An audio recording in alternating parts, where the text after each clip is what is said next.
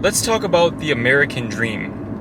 What is the American dream? First of all, before I get into this video, I apologize for looking so rough. I just finished hiking for the very first time in my life. I did a real hike on Runyon Canyon over in Hollywood. I think it's in Hollywood, California.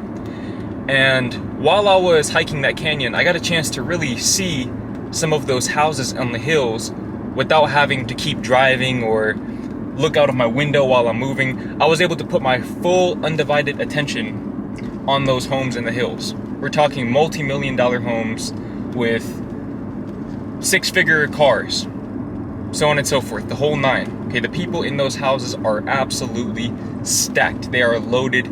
That's generational wealth right there. Now, for a lot of people, that is the American dream. And if you're one of those people, I'm not here to tell you that there's anything wrong with having those desires, with having materialistic desires, with having that line of thinking. However, I am very, very, very adamant about having the full picture. For example, a lot of people, a lot of men especially, they want a nice car.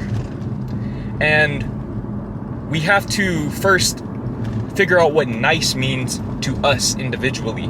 We all have different definitions of nice. For some people, nice means being able to drive 250 miles per hour on public roads. To some people, that's nice. To other people, nice is having a refrigerator in the back of your car. To somebody like me, nice is being able to sleep in the back of the car. That's nice to me. We all have our own different definitions of nice. But a lot of people want a nice car. And for the sake of this video, I'll just say nice is synonymous with expensive. Okay, you want an expensive car. A lot of people think about the feeling of driving that car off the lot for the first time. They probably have that song in their head that they're gonna play. They're envisioning themselves driving through their old neighborhoods and flexing on people who doubted them and things like that. Or maybe I'm just speaking for my younger self. Maybe that resonates with absolutely none of you, but I know for my younger self, I used to visualize that on a daily or maybe even hourly basis. And it wasn't until I actually got my first nice car, at least nice for my age group. It wasn't until I got my first quote-unquote nice car, and as I say that, I just passed by a Rolls-Royce Dawn. That's a $350,000 car.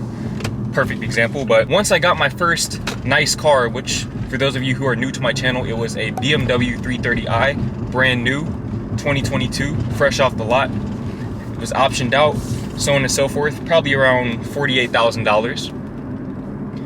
When I got my first nice car, I realized that having a nice car is cool in that you get all of the things that you thought that you wanted, or the things that you did genuinely want. But on the flip side, you also get a lot of other stuff that you never really thought about. For example, parking. A lot of people don't think about when they get a nice car, where they're going to park that car. Where are you going to park that car? Because I know for me, when I went to the grocery store, didn't matter if it was cold outside, raining, whatever, I was parking in the furthest spot away from everyone else that I possibly could find. Because I didn't want there to be even a remote possibility of somebody hitting my car with their car door or with one of the shopping carts or whatever. And I stayed true to that. But that's something that I don't have to worry about now. I was just sitting in my car last week and somebody, they let their shopping cart roll down the hill and it hit my car. Boom! I looked up, I shrugged, I got back to what I was doing.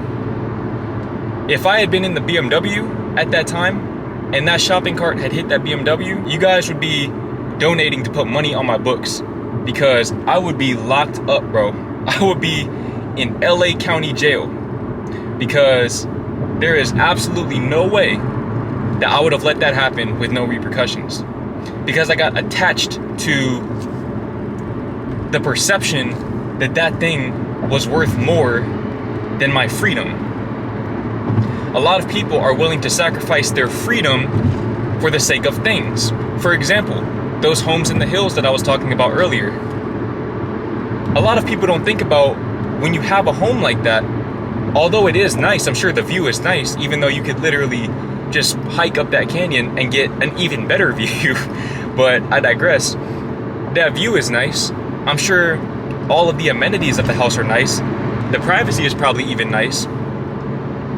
But at the same time, how much privacy do you really have? How much freedom do you really have? Because who's gonna clean that 5,000 square foot house? Maybe some of these people are really proficient at housework, but I know me personally, I'm not cleaning that shit. I am not sweeping a 5,000 square foot house. I'm not gonna do it. I'm not mopping a 5,000 square foot house. I'm not cleaning the bathrooms, all 10 bathrooms in that house. I'm not doing that, bro. I'm just not gonna do it. So who is? That means I have to hire somebody. I have to hire somebody and thus sacrifice my privacy, sacrifice my solitude. Is that a trade-off worth making? To me, it's not. It's not worth making that trade-off. For me personally. For some of you, it might be. And that's basically what I'm trying to get at is, I want you guys to start thinking for yourselves. The American dream seems so cut and dry. It seems like it fits everyone. Who doesn't want a Lamborghini and a mansion in the hills? Sure, the idea sounds nice. And maybe the actual fulfillment of that idea might be nice as well. But the day-to-day reality is probably very different than you're imagining. Now, I'm not saying that those people in the hills are completely unhappy with their lives. For a lot of those people, it was probably worth making that trade-off of having to hire people in order to clean their houses and having to deal with different issues with their cars that a typical $30,000 Toyota Camry would never really have, just because the car has so many more components that could possibly break down. For a lot of people, for a lot of those people anyways, that trade-off is probably worth making. But for some of those people, it's not. And they're miserable in those houses, bro. They're miserable in those cars. But they feed off of the validation, the perceived validation that they receive from other people. They're feeding off of the perceived validation that they're receiving from other people. But in reality, they're not really receiving true validation, because those people can't validate them because they don't have the full scope of their lives. They don't have the full, complete perspective. How can somebody validate you if they don't know everything about the situation? They can't. It's not possible. So it's simply a perception of validation, which is just that, a perception. It's illusory. It's fragile. And it would take somebody having experienced that, or at least a taste of that meal, to understand that maybe they prefer a different meal. For me personally, in my life, what I've realized is that you could give me $100 million, and yeah, I could go and get all of the nice cars and get nice houses all across the world and all of these different things, but none of that really matters because it's all perception based. Who determines that a house in the hills is any more prestigious than a house that's not in the hills? I remember one of my friends, shout out to my homie Giovanni, he's Mexican, and he's been to Mexico at least a few times. I'm not sure how many times, but one thing that he told me when me and him were driving through the hills one time, the hills out here in the LA area, was that in Mexico, the poor people live in the hills. The poor people live in the hills in Mexico, whereas right over here in LA, not too far from Mexico, the rich people live in the hills. It's all perception based. It's all perception based, man. This American dream, I don't just want to call it an outright scam, but I feel like there's a lot of missing pieces. There's a lot of missing information that I've personally taken it upon myself to deliver to people. Because at the age of 22, I've experienced at least somewhat of the American dream.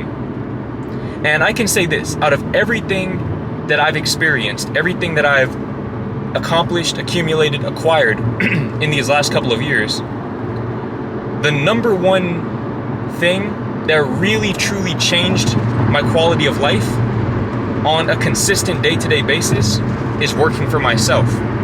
Being able to work for myself, be my own boss, be my own employee, be self-employed, and having that level of freedom. But on the flip side of that, you guys have now seen the other side. You guys have seen the BMW and the apartment. You've seen me being 22 and being able to travel and do all of these things. But now you guys have seen when times get tough. When the views get low, whose income is affected? Mine. My income is affected. You see, a lot of times when you work a 9 to 5, you have that stability. You trade some of your freedom for that stability. For me, that wasn't a trade-off that I was willing to make. So I also have to accept what comes with the lifestyle that I've chosen. I've chosen a lifestyle that is characterized by instability and uncertainty. Next month, I can make $100,000, or I can make $1,000. There's no real limit. I do have a baseline of what I can make just because of certain contracts that I've signed and the residuals that I make from my old videos, but generally speaking, I mean, it's on a month-by-month basis. It's also very difficult for me to prove my income to people. If I'm renting an apartment or if I'm trying to secure a loan for a car, I've heard that it's exceptionally difficult to get a mortgage when you're self-employed, especially as a content creator or a creative in general. So these are things that people don't really think about. I'm not here to sell you guys an image anymore. That is not my job.